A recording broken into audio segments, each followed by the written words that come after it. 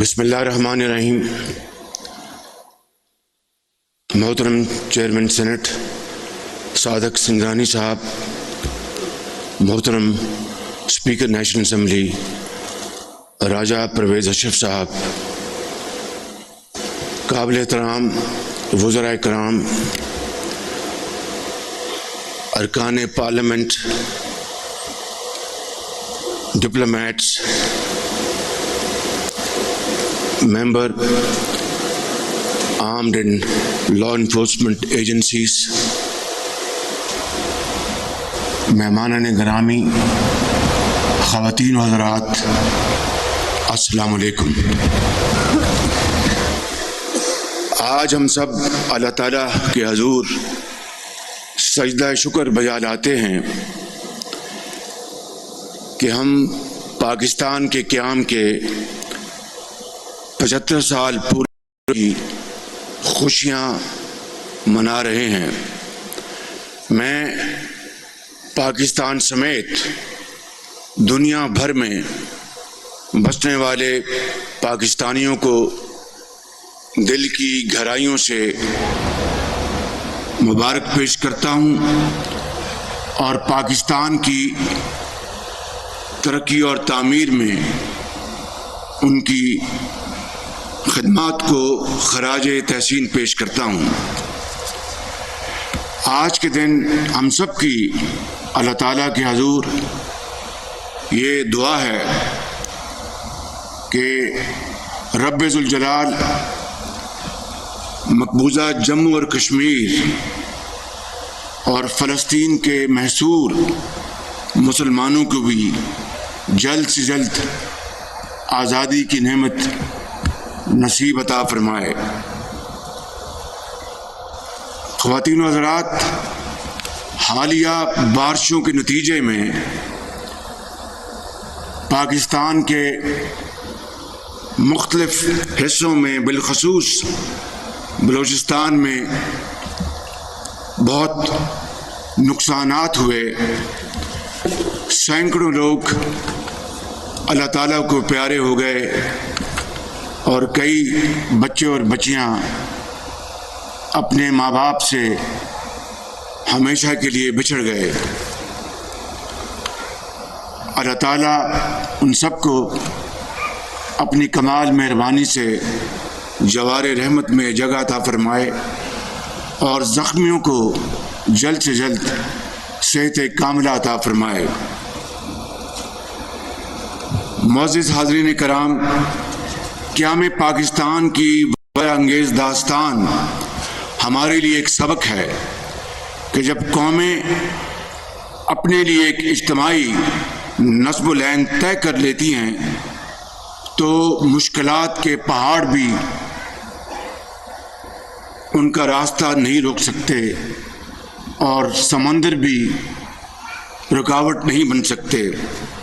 شاعر مشرق حضرت علامہ اقبال کی فکر سے مسلمانوں کے الگ وطن کی جو روشنی پھوٹی تھی، اس کے بارے میں مخالفین مایوسیاں پھیلاتے تھے کہ پاکستان کبھی قائم نہیں ہو سکتا، لیکن مشاہیر پاکستان کی عظمت کو سلام ہے، جن کے آہنی عزم اور پختہ ارادے نے مایوسیوں کو پاش پاش کر دیا اور آج ہم ایک آزاد، خود مختار اسلامی جمہوری ملک کی فضاؤں میں سانس لے رہے ہیں، الحمدللہ۔ حاضرین کرام، بر صغیر کے مسلمانوں نے برس ہا برس سامراج کے جبر کا بہادری اور ثابت قدمی سے مقابلہ کیا۔ ان کے حوصلے پست نہیں ہوئے، انہوں نے خون کے دریا عبور کیے، شہادتیں دیں، تاریخ کی سب سے بڑی ہجرت کے غم سہے، اپنوں کو کھو دیا، لیکن اپنا مقصد حاصل کرنے میں کامیاب رہے۔ یہ ان عظیم قربانیوں کا انعام تھا کہ اللہ تعالیٰ نے ہمیں ایک نظریاتی ملک عطا کیا اور سامراج کی غلامی سے نجات دلائی۔ ہم شہداء کو خراج عقیدت پیش کرتے ہیں، ان کے درجات کی بلندی کے لیے دعا کرتے ہیں، ان ماؤں بہنوں بیٹیوں کو سلام پیش کرتے ہیں جو تقسیم ہند کے خونی دور کی نظر ہو گئیں۔ وطن عزیز کے قیام کی جدوجہد میں صرف مسلمان ہی نہیں بلکہ اقلیتوں نے بھی بھرپور حصہ ڈالا، ہم ان کو بھی سلام پیش کرتے ہیں۔ قائد اعظم محمد علی جناح نے فرمایا تھا کہ آپ سب اپنے مذہب کی ادائیگی میں پوری طرح آزاد ہیں۔ مطلب یہ تھا کہ مسلم اکثریت والے اس ملک میں آئین، جمہوریت اور قانون کی حکمرانی ہوگی، اور انہی رہنما اصولوں کے تحت ہم آگے بڑھتے رہیں گے۔ آج کے دن پاکستان کی سول سوسائٹی کی خدمات کے اعتراف کا بھی دن ہے۔ جناب عبدالستار عیدی مرحوم، ڈاکٹر روت فاؤ جیسی انسان دوست تمام شخصیات کی خدمت کو ہم سلام پیش کرتے ہیں۔ ذرائع ابلاغ، دانشوروں اور تمام اہل قلم کے کردار کا تذکرہ کیے بغیر پاکستان کی تاریخ مکمل نہیں ہو سکتی۔ حاضرین محترم، وطن عزیز ایک مقدس امانت اور مشن ہے۔ اس کا ایک مرحلہ قیام پاکستان کی شکل میں مکمل ہو چکا، لیکن دوسرا مرحلہ ہنوز نامکمل ہے۔ ایک مشن ہمارے اسلاف نے بے مثال جدوجہد سے پورا کیا، لیکن دوسرا مشن ہم نے پورا کرنا ہے۔ یہ مشن ان مقاصد کو عملی تعبیر دینے کا ہے جو قیام پاکستان کی اصل بنیاد ہیں اور جن کا ذکر 23 مارچ 1940 کو منظور ہونے والی تاریخی قرارداد پاکستان میں موجود ہے۔ معزز خواتین و حضرات، تقسیم کے وقت جس وطن عزیز کو اس کے جائز وسائل سے بھی محروم کر دیا گیا تھا، وہ الحمدللہ آج دنیا کی مہذب اقوام میں اپنا بھرپور کردار ادا کر رہا ہے، صنعت و حرفت اور معیشت میں ترقی کر رہا ہے، تعلیم اور صحت کے شعبوں میں ذہین اور قابل ترین افراد پیدا کر رہا ہے۔ پاکستان دنیا کی 7ویں اور اسلامی دنیا کی پہلی جوہری قوت ہے۔ شہید ذوالفقار علی بھٹو نے اس پروگرام کا آغاز کیا اور میرے قائد محمد نواز شریف نے اس کی تکمیل کی۔ اس پروگرام سے وابستہ تمام شخصیات اور ادارے پاکستان کے محسن ہیں۔ اقوام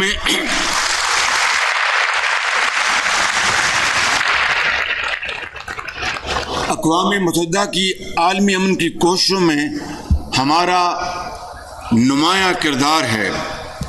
کھیل کے میدان میں ہمارے کھلاڑیوں نے پاکستان کا پرچم سر بلند کیا ہے۔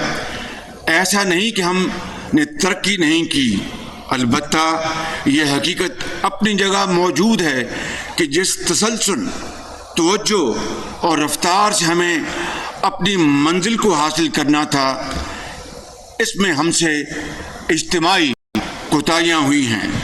یہی وہ مشن ہے جو آج ہمارے سامنے ہے اور جسے ہم نے پورا کرنا ہے۔ بحیثیت قوم آج ہمیں اپنا محاسبہ کرنا ہوگا۔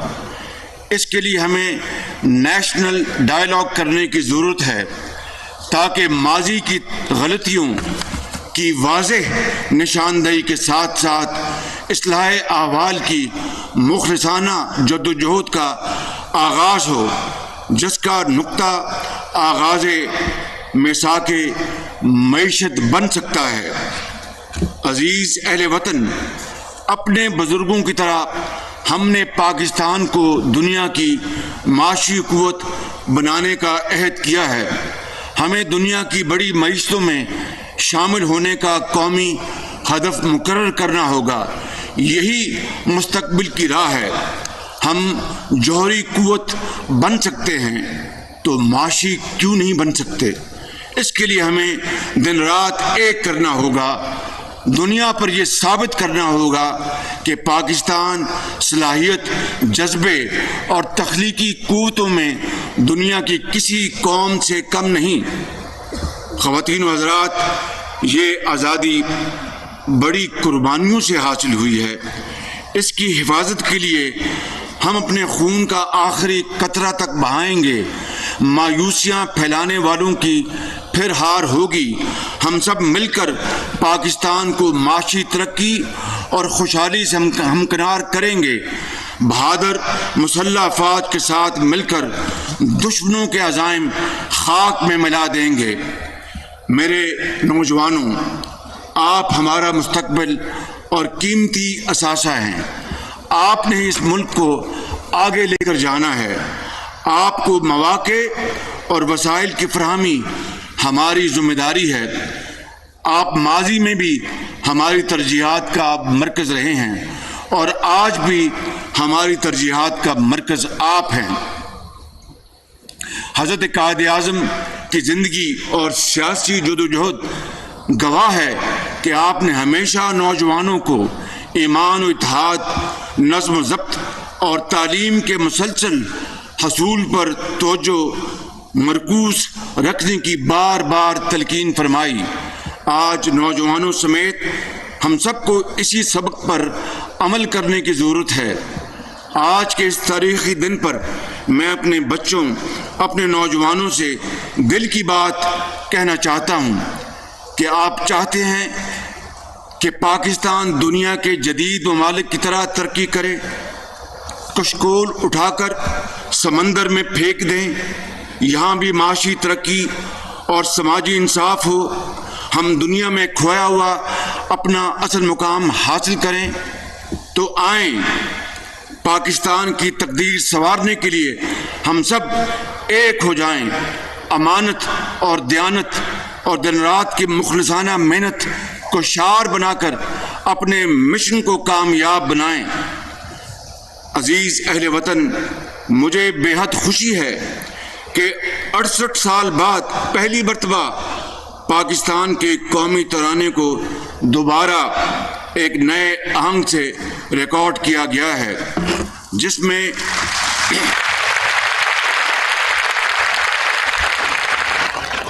ملک بھر کی مختلف ثقافتوں، رنگ و نسل اور پاکستانیوں کی صلاحیتوں اور کامیابیوں کو اجاگر کیا گیا ہے۔ یہ وفاق پاکستان کے خوبصورت گلدستے کی عکاسی ہے۔ وزارت اطلاعات و نشریات، اسٹیئرنگ کمیٹی، ISPR سمیت قومی ترانہ دوبارہ ریکارڈ کرنے والی ٹیم کو دل کی گہرائیوں سے مبارک پیش کرتا ہوں۔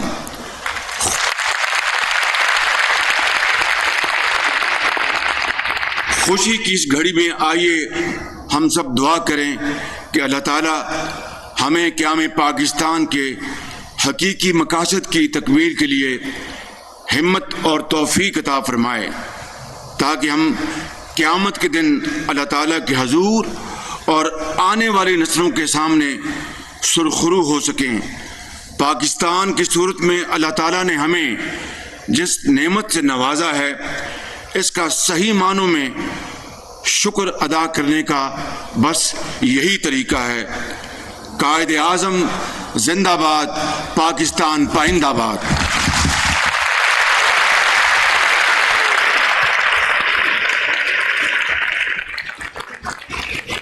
خواتین و حضرات،